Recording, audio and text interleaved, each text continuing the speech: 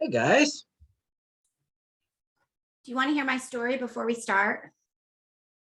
I'll give you the bullet point version. you have a story? I have a story. Go for it. Keller Williams listing agent, non-Keller Williams buying agent. We are $100,000 above ask. My buyer is crazed and worried.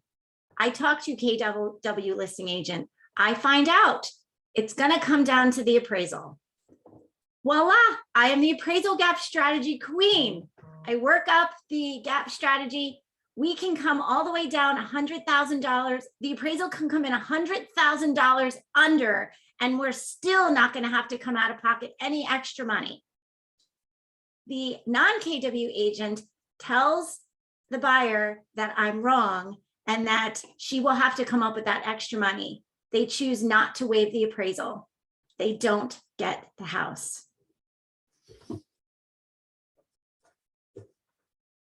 I'm like, it just happened. Yeah. Sounds like your next call should be, you know what, you probably should be at Keller Williams so you know how to figure out how to do real estate properly. You should be listening to that. You should be listening to Rick talk about this, like preaching this for, I couldn't believe it. I couldn't believe it. So you guys are so lucky. You just don't even know how lucky you are. Can I be brutally honest? Are you ever not? No, because I'm going to say something shocking here because I still don't get it. That's what That is what I'm realizing.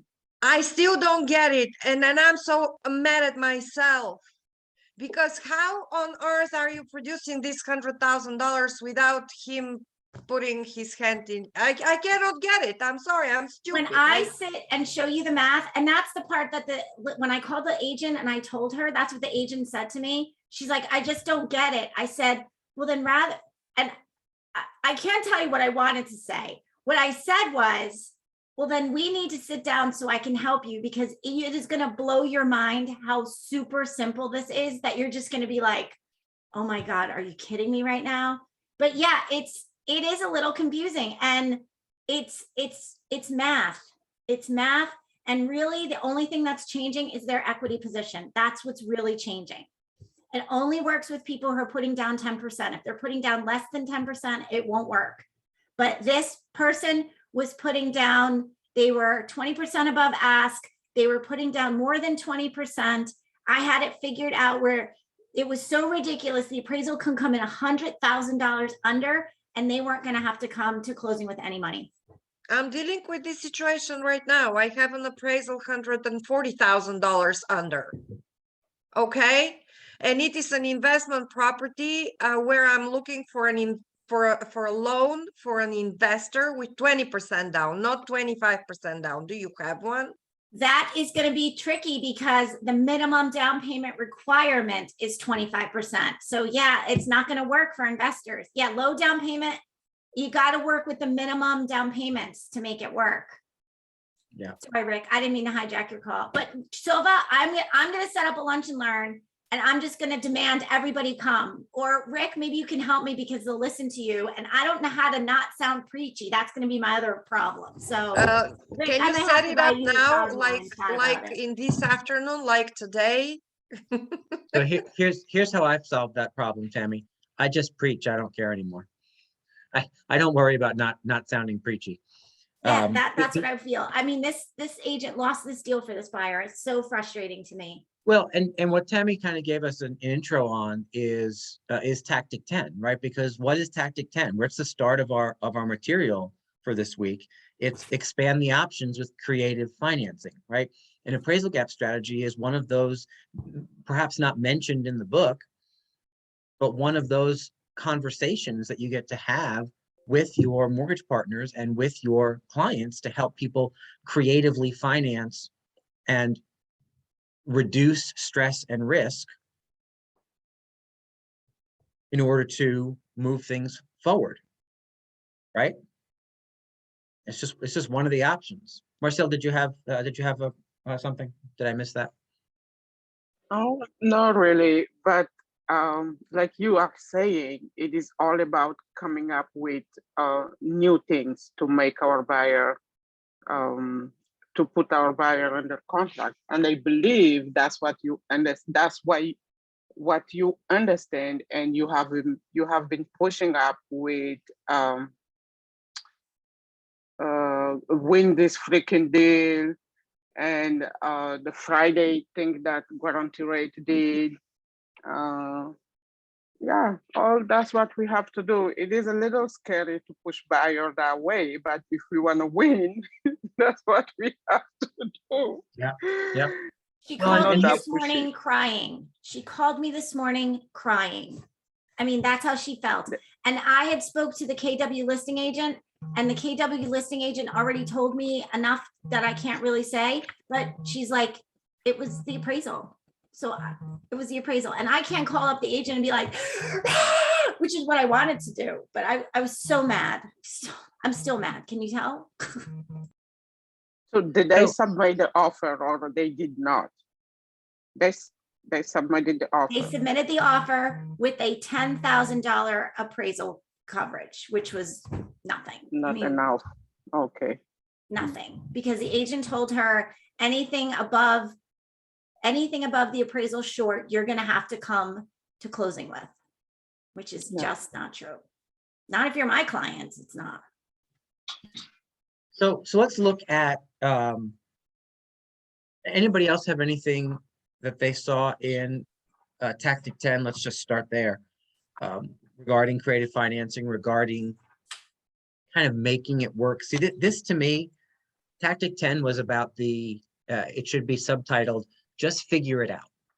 This was my favorite chapter, if Right. you couldn't tell. Tactic 10, creative financing, just figure it out.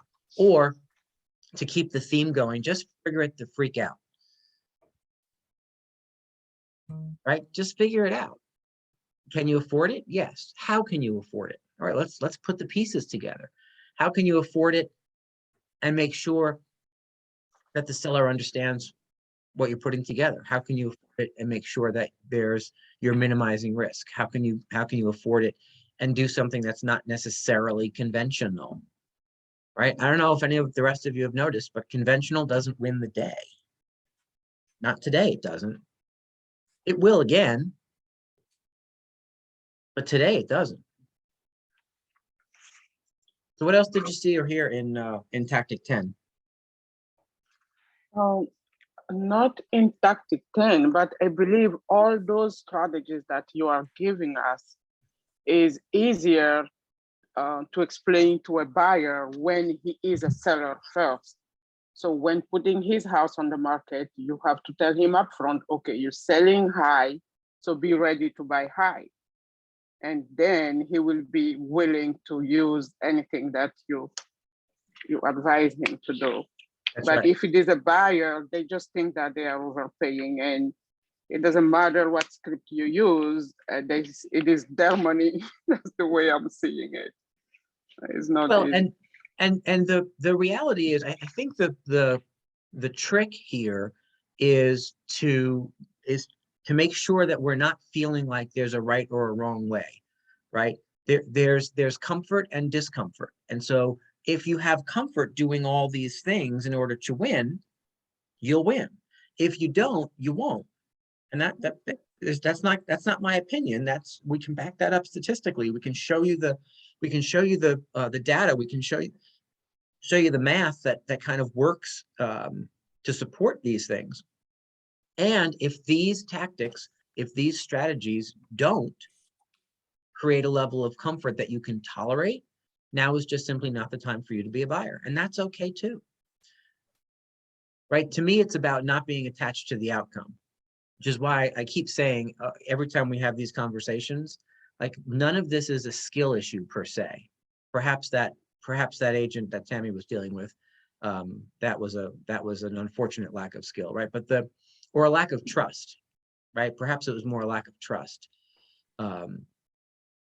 But it's a lead generation issue, because the main reason people don't and won't say to buyers, now may not be your time, let's have you sit on the curb for a little while, is because they start to panic and say, well, if I don't sell this person a house, I have nobody else to sell a house to. Right? That's not a market conditions issue, and it's not a skill issue. It's a lead generation issue. So you have to then go back to, what does my pipeline look like? What does my funnel look like? What do my conversion skills look like? Where is my next transaction coming from? Such that what I would do is I would take a look at your current buyers and assume that 75% of them are not going to close. That's what I would do. If I were in the field today, I would look at my buyers and recognize that 75% of the income that I was counting on from those particular buyers is not going to show up. So who else is it coming from? Where else is it coming from? How many listings am I going to go find? How many referrals am I going to send?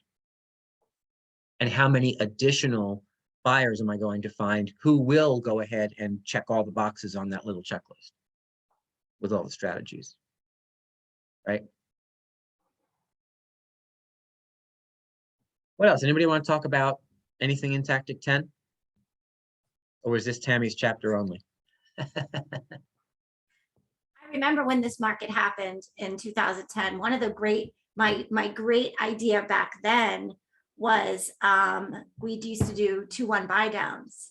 So basically, the seller wanted to keep their price the same and didn't want to lower the price. Okay, well, we were also in a higher rate environment. So what if you give the seller money to buy their interest rate down, and then they've got a lower interest payment for the first year? So at 2 years, so right now, if the rate was 4.625, then the rate would be 2.625 for the first year, 3.625 for the second year, and then 3.625 there every year thereafter. And the seller would contribute to that by it costs like $10,000 from the seller. So then the seller got their way because they got their price, but then the buyer got this incredible interest rate at the time and I ran into the same problem back then, but I wasn't as confident with it back then as I would be now when it happens again. So it's all about the lender, guys. Well, it's about your team, right? It's about and from a financing perspective, if you're not having direct conversations with someone who knows what they're talking about and is willing to think outside of the box, like if every conversation you have with a lender is about a conventional Fannie Freddie loan, okay, you're likely not to win, right? Are you having conversations around delayed financing? Are you having conversations about appraisal gap strategies? Are you having conversations around whatever needs to happen? And my big aha from this chapter, was how it was written from a downward shift, and yet how everything, not necessarily the specifics per se, but every example, there's an upward shift side of that, right? What are the outside of the box versions that we are dealing with today, such that we don't have to lose? Yeah, all these things on page 211, all 8 of them, actually, except number 7, we don't do bridges in Connecticut for some reason, but all 8 of them, I could turn all 8 of these ideas into how to win in today's market. Yeah. Right. And so if I mean, the whole point that Gary was making here is not that you necessarily need to know all the spectacular gymnastics that one can do in order to make themselves appear like a better buyer. Frankly, I make it my business not to know this stuff. I'd rather just leverage Tammy's brain for that. If there's one less thing I have to learn, figure out, or remember, I'm all on board for that. All I need to do is push forward for an email or send on my phone, and you know what? That's a perfect opportunity for you to talk to Tammy. Right? So the point that Gary was making here was all about having an awesome team. Right? And when you look around, do you have an awesome team? The question is, an awesome team has been presented in front of you. Do you choose to use that awesome team to your advantage? Tony. Non-occupant co-borrowers. I just want to make sure I understand that. Is an example of that like a parent co-signing for a mortgage? Yes. Okay. Yep. That's all.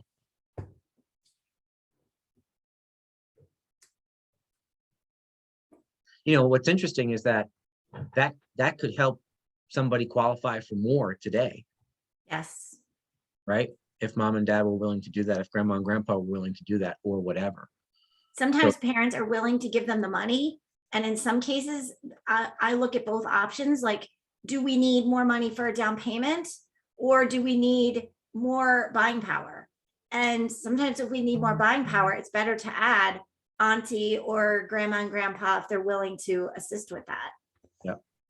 And here, let me say this about that, because there's a lot of conversation that often goes along with these kinds of conversations about the never co-sign anything, right? You hear that all the time, never co-sign anything. Well, be careful that you're not the one who's making that decision for mom and dad or grandma and grandpa or you know, auntie name, that just because there's this buzz in the background of never co-sign for anything, that you immediately take that off the table. In a family situation, so that may not be what their values say are important. Perhaps their values say, you absolutely always help family, and let me find a way to do that. How can Tammy structure that, and what does that bring to the table? Does it mean that they can afford more? Does it mean that you know, is it more money? Is it more buying power?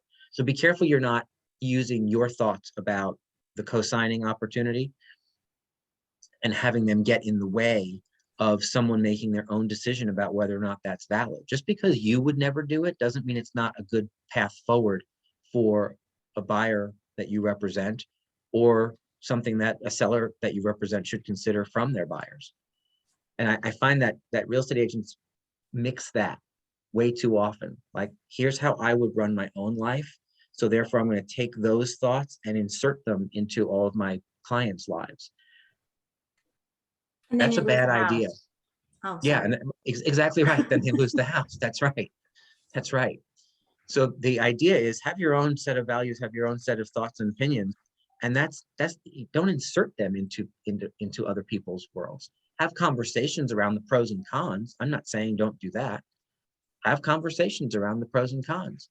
Leave it to your team. Have Tammy have a conversation around the pros and cons. If somebody wants a house badly enough, they may make a decision that you don't think is the right thing, but it's not required for you to think that it's the right thing. Take that off the table, you know, in all of this creative stuff. One thing I'll add to that is, especially in a co-signing situation, if it's, you know, parents or whatever, I always go through with them their exit strategy. Like, okay, this isn't going to be a permanent thing. Like, mom and dad, I had a situation where a son was going to be adopting a child, and they really couldn't tie up their finances for a certain amount of time. So it's, okay, well, what's the exit strategy? How long are we going to be in this before we have to get out of it? So, you know, that's what I feel like I'm going to get a little preachy at the moment, but the fact that agents are still letting their clients pick their own lenders at this point just makes me crazy, because there's so much you guys are leaving on the table by letting them pick their own agents, by their own lenders. Well, it's simply a bad business decision, right? And I would argue that if you've signed a piece of paper that says you're a fiduciary, and then you let them go and choose some big bank or some online whatever version of I would argue it's malpractice.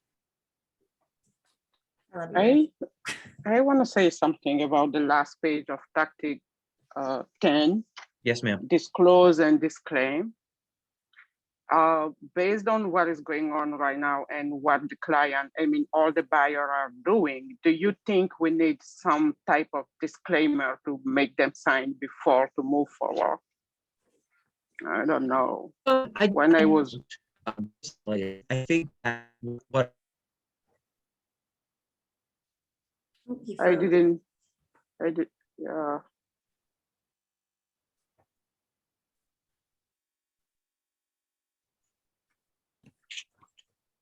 I think he'll come back. Froze. Yeah. You know, I definitely, Marcel, I can definitely feel you on this one, because here I'm advising them to waive the appraisal. And, you know, I want them to understand, like, I always present things by saying, here, this is a worst case option. And I'm very factual and non-emotional when I'm presenting worst case options. Like, yeah, the worst case scenario is if this deal falls apart, you're going to lose your down payment. or, you know, worst case in this, so you're gonna lose your 1% deposit, that could be $15,000. And That's true. yeah, that's a big deal. Or you could lose nothing and you could win the house. So I try to take emotion out of it, because it's, you know, waiving your mortgage contingency. Apparently, this is very commonplace, like in California. They don't even know what we're talking about when we have mortgage contingencies around here. So it's very common to waive, it's not even a thing in California. And here we make such a big deal about it.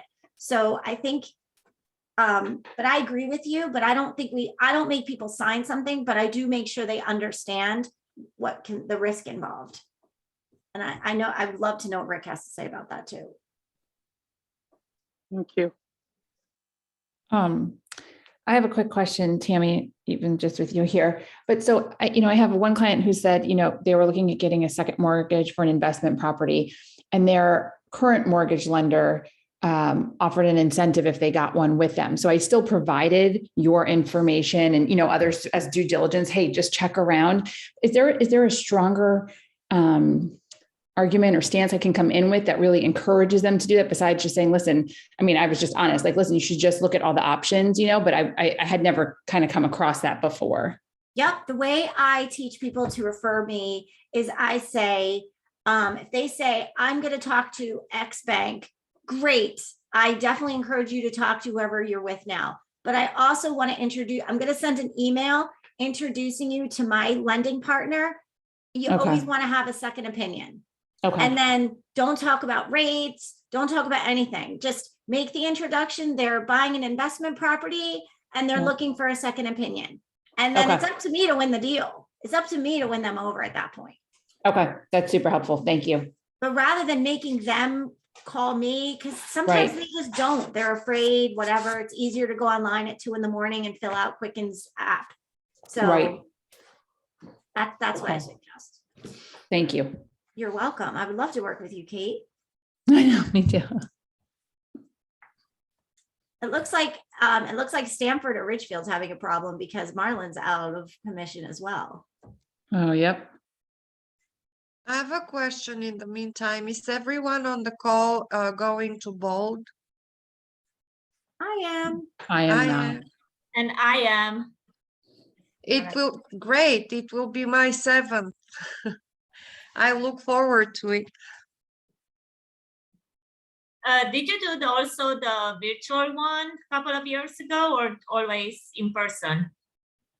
I believe I did the virtual. It's absolutely not the same. I'm always in person and I look forward to it. I need to get out of where I am right now and see more people.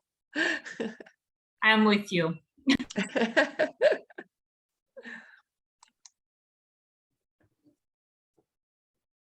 I can tell you that my favorite chapter was, of course, Tactic 12, but I don't want to brush over REOs. I loved REOs because REOs are wonderful for renovation loans. I don't know how to sell them for real estate, but they're wonderful for renovation loans.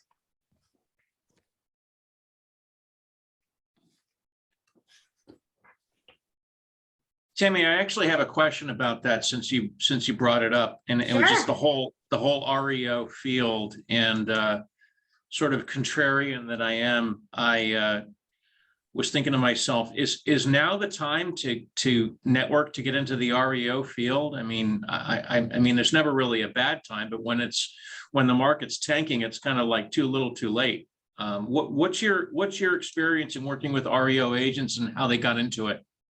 The ones that I know that got into it by accident.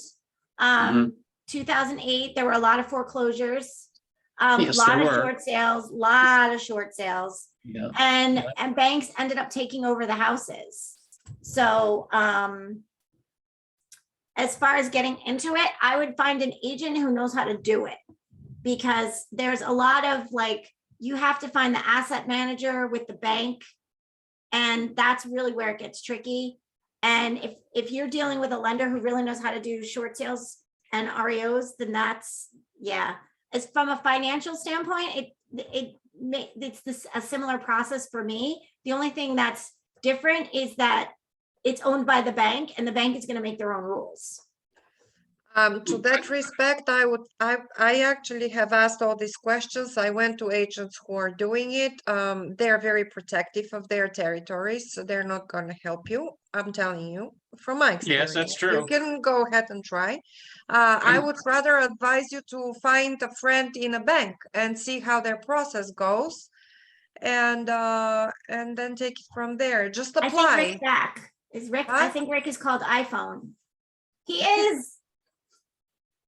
Yeah, that was my experience, Silva, is that, I mean, God bless them. I think that's a tough job, but the agents that I run into that specialize in REO are pretty tough cookies. And they don't necessarily want to share. And when I first did my first couple of REO purchases years ago, back in 2008, they were very quick to tell me how incompetent I was. And I was, because I was just starting out and I was learning, but they were, yeah, it's kind of a tough crew. But again, it's a niche. So, yeah, that's all. Find a friend in a bank and start Yeah, from there. good idea. Good idea.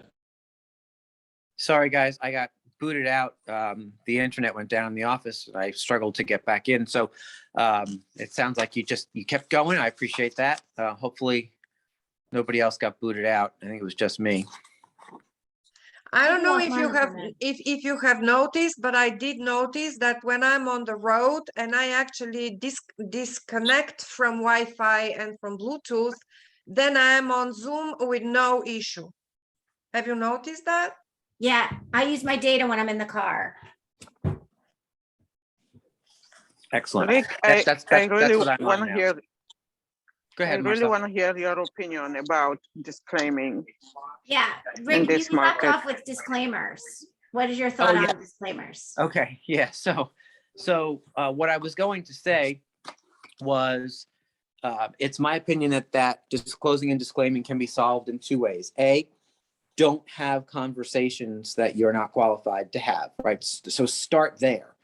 And what that means is, if you've heard Tammy talk about the appraisal gap strategy, but you're not exactly sure how it works, then recognize that that's not, it's a strategy you can offer on a piece of paper.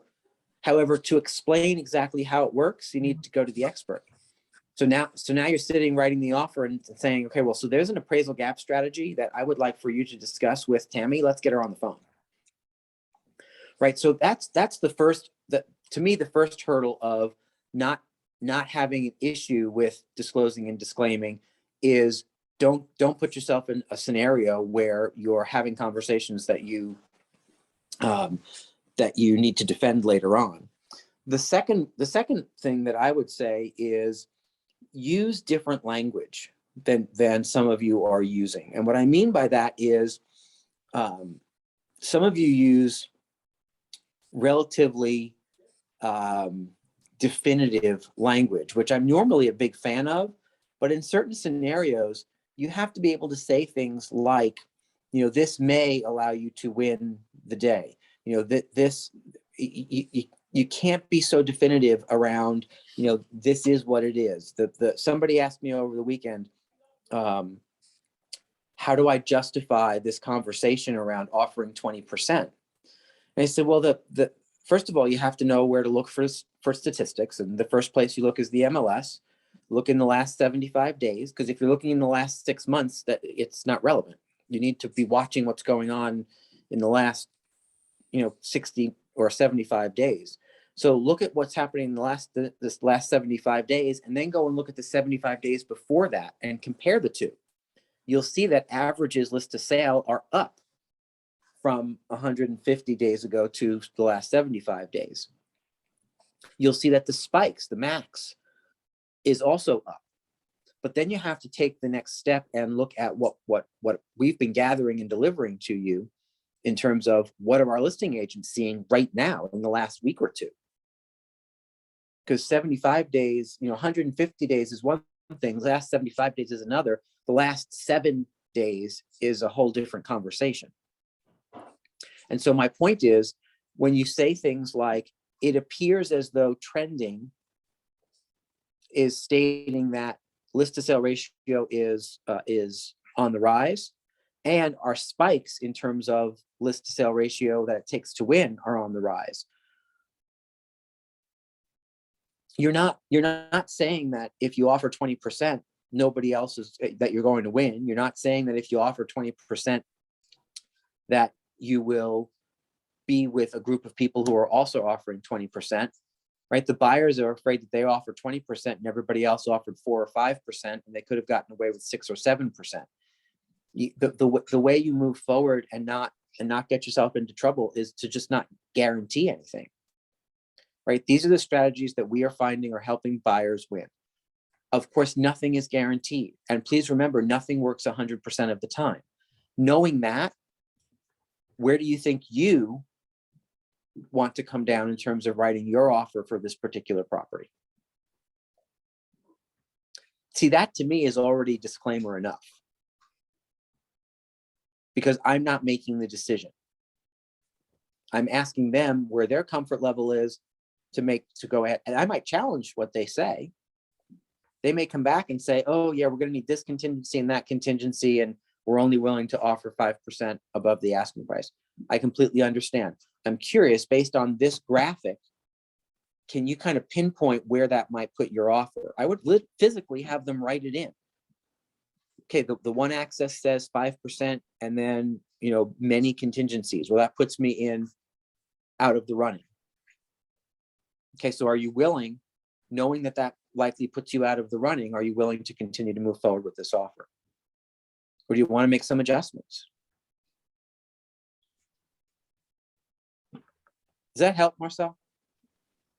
Yes, thank you so much. I Sure. had this client who didn't want to add anything, and he want to go with the asking price. I did explain to him that that is not a good strategy. I did give him all the script that I can give him so he can go up. He doesn't want to, and he still wants me to put an offer for him, which is a total waste of time, I know, but I had to do it. Yeah, so here's my advice on people who, first of all, use that new graphic so that people understand what it takes to win, right? And for people who just keep saying, put it in an asking price, the conversation I would be having is, Mr. and Mrs. Buyer, I'm happy to do what you'd like me to do. However, I want to bring up two things. First, the definition of insanity, right? The definition of insanity says we're going to keep doing the exact same thing and expecting different results. And so I'm curious, by doing the same thing over and over again, how do you expect the outcome to change? What's different about this particular property and the market conditions surrounding it versus the last number of ones that you made offers on? Second, I'm concerned that with you continuing to make offers in this not considered or out of the running area on this graphic, that you are just exacerbating the problem. And what I mean by that, Mr. and Mrs. Buyer, with all due respect, is if you're one of 10 offers that a seller gets and 5 or 6 of them fall out over here in the not even being considered or out of the running category, do you see that all you're doing is emboldening that seller because they think they have more offers than they know what to do with, when really they only have 3 or 4 that they'll actually consider. By being one of these 5 or 6 or 15 or whatever that are way out here, you're just making things worse for yourself in the short and long term, because you're showing sellers just how many buyers are actually out there, instead of just how many buyers are out there willing to pay the price today. If you're not willing to pay the price today, that's okay, but let's stop helping the sellers get more money in the short and the long term. And by that, I mean, sit it out. If you and the other 5 or 6 offers that are out here in no man's land would sit it out, the sellers wouldn't feel like they have so much to choose from. They wouldn't feel so cocky. And we wouldn't continue to keep driving the numbers up. you're contributing to the spiral, but not in a way that helps you. It's in a way that doesn't help you.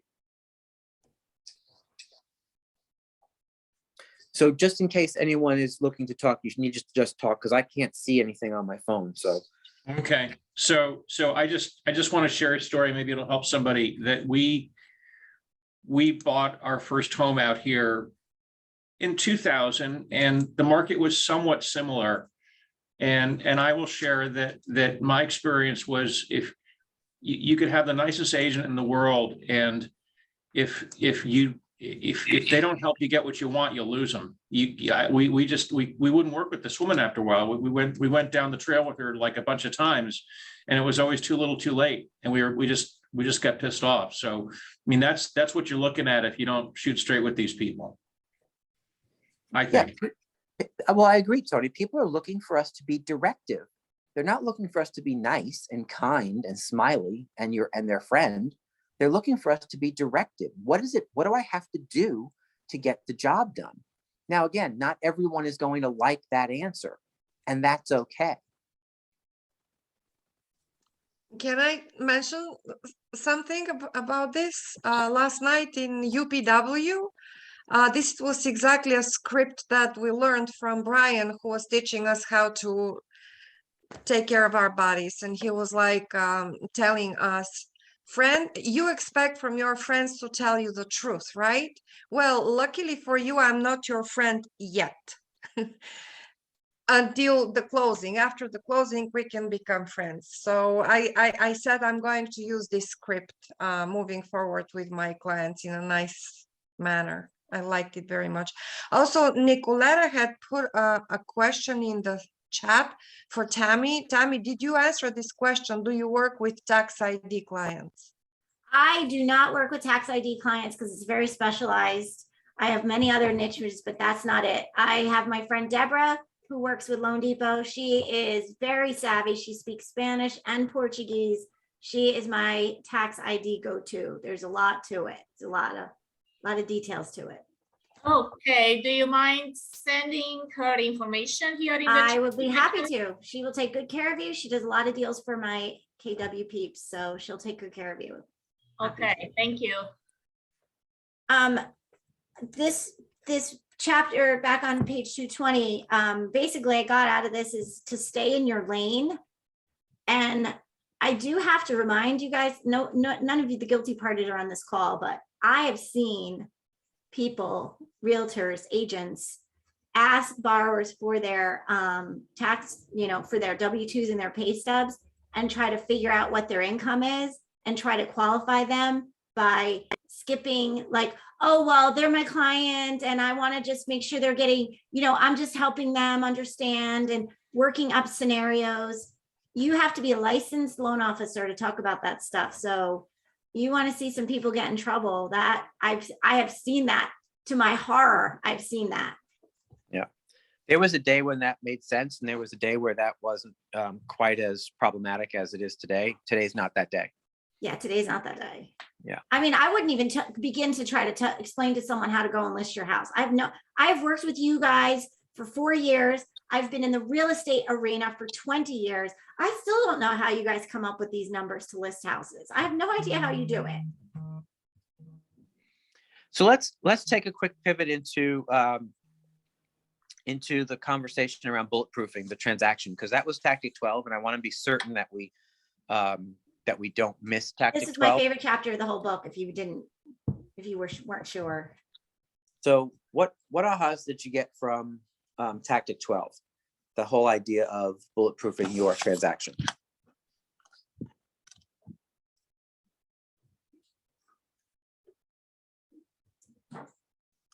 All right, I'll go first. Page 243, in the middle of the page, it says, see ways to anticipate problems and head them off in advance. There you go. Be proactive. I feel like that's my mantra. Well, and it fascinates me because for 20 years I've been attempting to teach real estate agents the following: that every transaction has potholes, and it fascinates me that even people who are experienced for many years still get all twisted and have their hair on fire when something starts to go wrong inside of a transaction. Like, okay, I don't understand why you're freaking out. Like, that's why we have a job. If nothing went wrong inside of a transaction, they wouldn't need us. The fact that things go wrong from the time you sign a buyer to the time they close, from the time you list a property to the time it closes, that's why we exist. And so don't freak out about that. Your hair isn't on fire. It's just Tuesday, right? You're just called to come and do what you do, which is troubleshoot and figure it out. So what I would say to you is every single transaction, you should absolutely expect lots of potholes. Don't expect it to be 65% smooth, actually. right? And instead, celebrate when a transaction goes from start to finish and it's like, oh my God, nothing went wrong. Those are the anomalies, but too many agents treat the issues, the obstacles, or the potholes as if they were unexpected and anomalies. You know, it's like when we wake up on a Wednesday and say, oh my goodness, is it really Wednesday? Well, yes, it was Tuesday yesterday. What did you expect to happen? Wednesday always follows Tuesday, right? Christmas is always at the end of December. These things should not be surprising to you. And having struggles or potholes show up inside of a transaction should not be new news. You should anticipate it and then start troubleshooting it ahead of time. By the way, the buyers know what's going on. They talk between each other. They tell each other stories. You know, it's not like they don't know what's going on.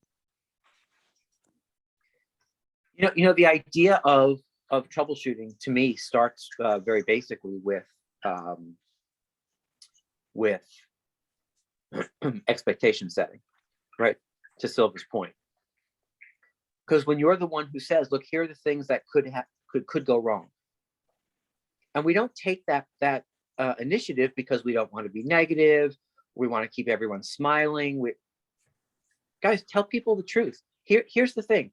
And I'll use chemotherapy as an example, right? Imagine if when a doctor prescribed chemo to a cancer patient, they didn't say that you might not feel well. They didn't say that you might get foggy brain. They didn't say that you might lose your hair. They didn't say that you might get violently ill. Some people, right? What if they didn't tell you all those things? And they put you on this medicine that you thought was just there to help cure you. And then all of a sudden you were puking your brains out and your hair was falling out in clumps in the shower. You'd be like, oh my goodness, what is going on? You'd be freaking out. The fact that they tell you ahead of time what to expect, when those things happen in your head, you're not happy about it, but you were expecting it. And so there's not as much drama. And in the back of your brain, you think, yep, good thing I went to a doctor who knows what they're talking about. They told me this is exactly what would happen. And now it's exactly what's happening. This is normal. This is what I should have expected all along. It's the same thing, guys. If you're not setting up your clients with, here's what could happen. Not everybody who goes through chemo gets violently ill.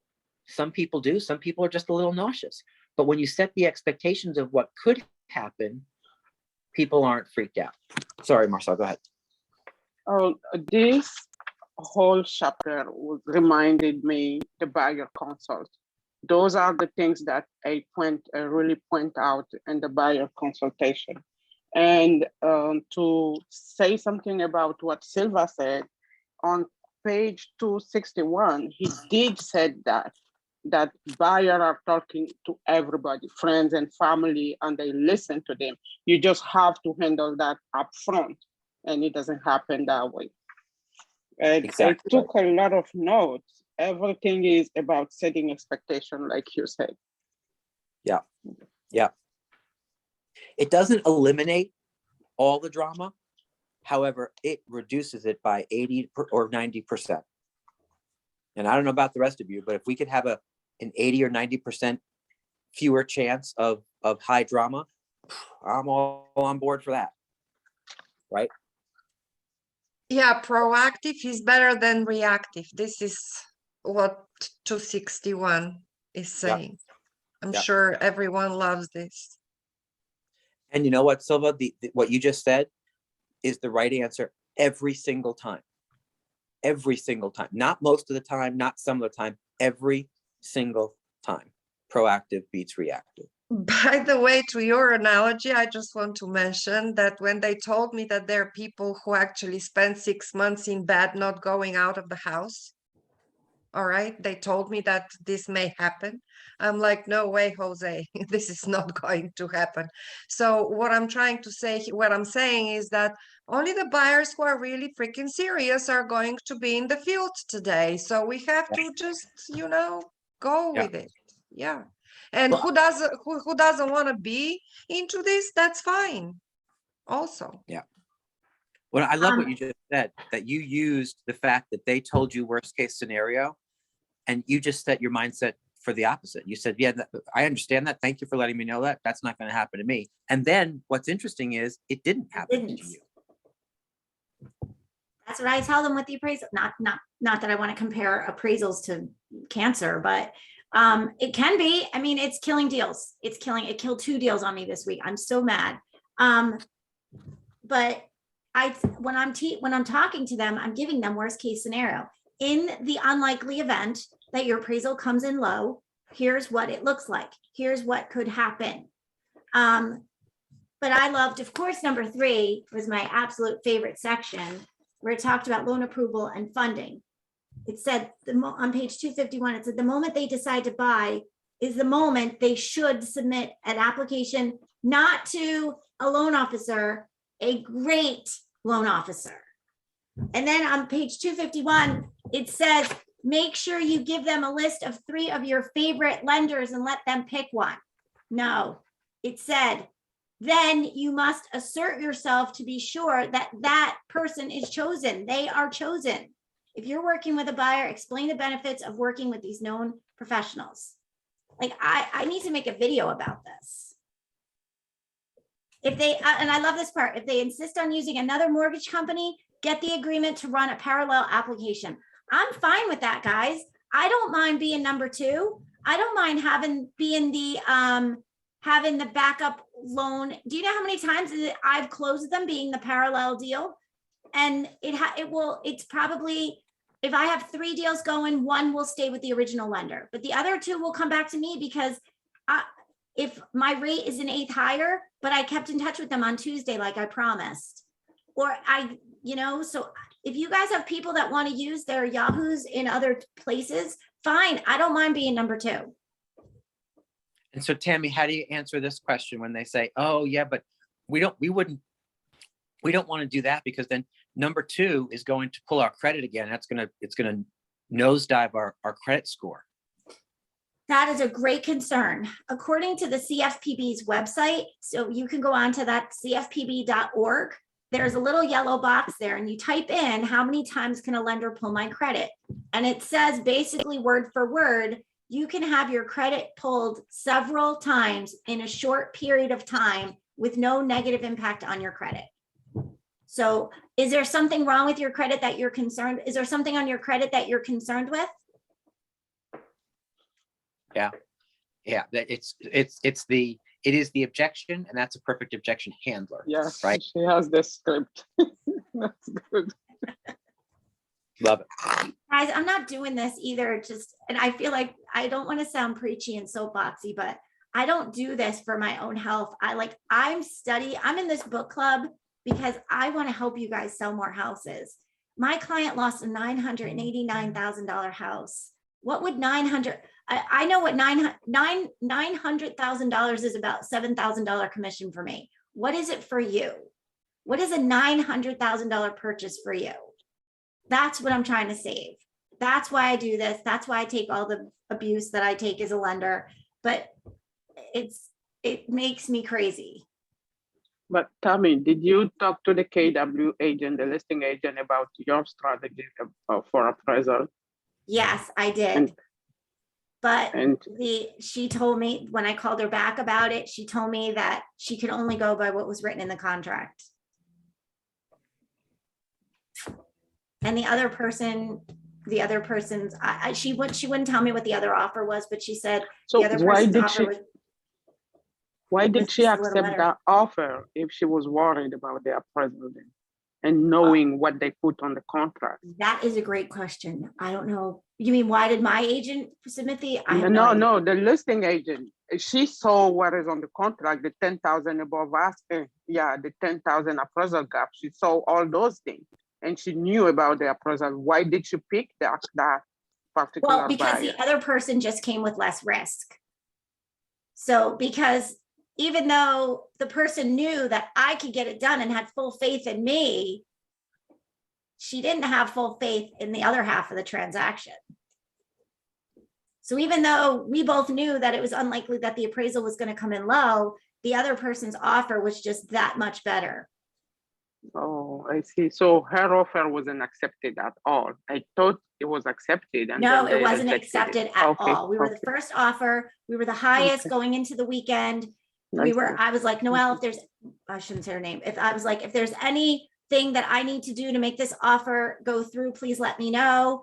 And then when I talked to her this morning, it was that person's offer was just a little better. And of course, the agent can't tell me what the deal was, but I know from talking to her, I bet my dog it was the appraisal.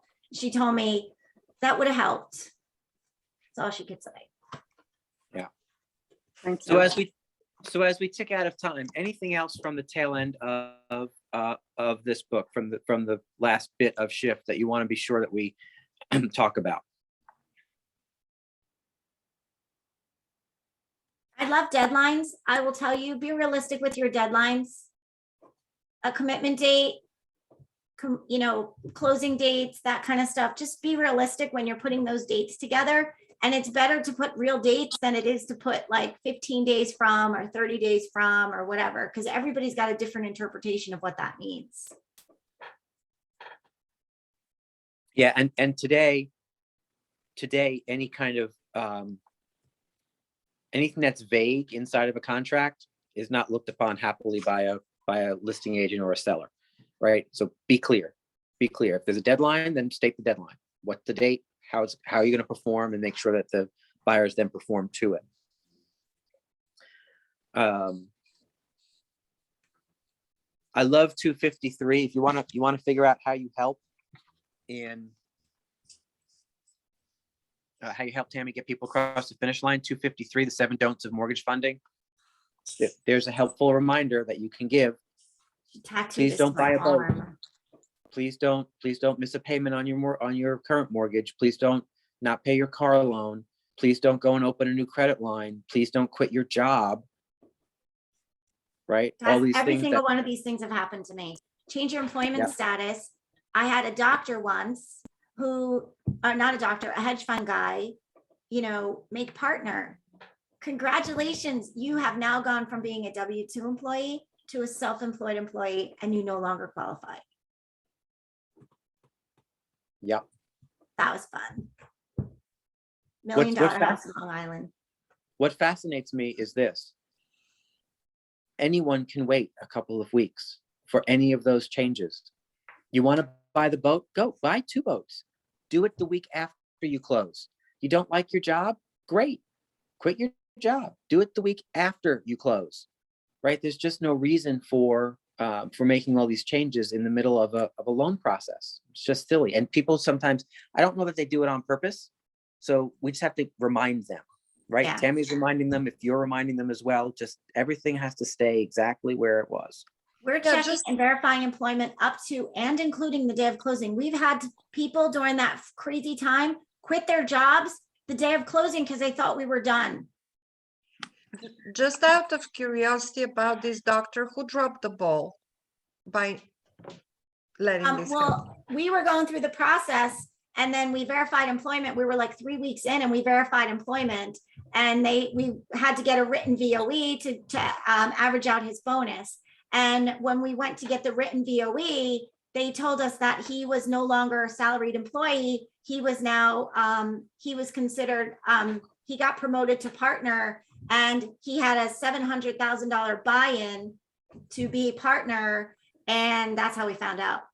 So no one dropped the ball, just no one told us. And I didn't think to go back and ask him, and be like, you didn't tell me you made partner. Congratulations. No, because it's in my buyer's consultation. We tell them from day one to not change anything, you know? Yep. I know. I do too. So if you, in our remaining minutes, I wanted to point out to you on 279, I'm going to bring you my entire conversation about about acting your wage. So 279 and 280, I thought were really, really powerful and important pages towards the end of the book in the Gift of the Shift piece. I'm going to bring that to you on Wednesday morning because we ran out of time this morning. So that's going to be my Wednesday conversation, is acting your wage. So, so I'm not going to say much about it today because you'll all hear it on Wednesday morning. The part I did want to talk about is the last 2 pages, and that's failing your way to success, right? It's the idea that every time you fail, you just found a way it didn't work. And so don't get so hung up on the biggest successes have failed more times than any of us. So it's not about don't do something because it might not work. It's about do something, see if it works. And if it doesn't, if it fails, well, then do something different. Right? Because again, the definition of insanity is doing the same thing over and over again and expecting a different result. Make sense? Anything else start to finish in our shift book? This was awesome. I loved joining you guys for this.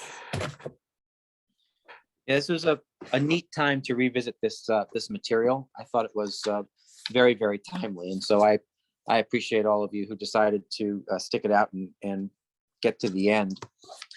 We are now moving to Wealth Can't Wait. Wealth Can't Wait by David Osborne and Paul Morris. I've read this book twice already, and so I'm excited to go through it again with you. It's really a fast read. We will my goodness, we will cover this in 4 weeks as well. And the first bit is going to be from the beginning through page 60. It's all of part 1 that we're going to read starting next Monday. I love that we're creating a habit in terms of getting this material and reading this material, getting it into our heads, and then kind of downloading and discussing it. What you'll find is that this is going to be a bit of a shift, a pivot away from, we've been in a lot of Gary's books, and so you're used to the way Gary writes. David and Paul, by the way, David Osborne and Paul Morris are also inside of the KW world. David owns. I think he still owns a region in the middle of the country, and Paul Morris owns minimally a bunch of market centers in the LA,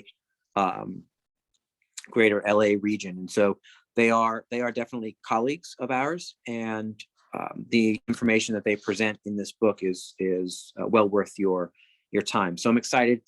0 to 60, no pun intended, but 0 to 60 for next Monday in Wealth Can't Wait by David Osborne and Paul Morris, and we'll take a rocket ship ride through that. Thoughts, comments? Hey, Rick, quick question, Rick. Tony. You don't happen to have any of those books at any of the market centers, or are we doing Amazon? I don't know. No big deal. I don't think we have a supply. You mean Okay. like the supply that we had of the others? No, I Okay. don't believe we do. That's fine. Tony, if you are interested, through the library card, I have this application Hoopla, and I have the Wealth Can't Wait. You can read it. I mean, if you want to read it on a device until you get it. I can do the Amazon thing or whatever, or maybe even my own library has it. I don't know. I'll figure it out. Thanks. It's a good book to have. It's a good book to have, like, so you can write on it. Yeah. It's one of those. And I do that. Indeed. Okay. All right, guys. Well, thank you for joining me. Sorry for the mix of bubble in the middle of my internet. By the way, it's still not up. So For those of you joining us at 1 o'clock for the Capper Mastermind, that is, again, that's Capper's. There is the eligibility requirement of either being a Capper or having been a Capper previously. For any of you who don't meet that requirement, Wednesday at 1 o'clock is the All Agent Mastermind. We'll look to see you there. For Cappers, I look to see you at 1 o'clock. And if I don't have internet, I will go home so we can run that without me being on the phone. So I will see you either way at 1 o'clock. Have a great day, guys. Thank you. Bye.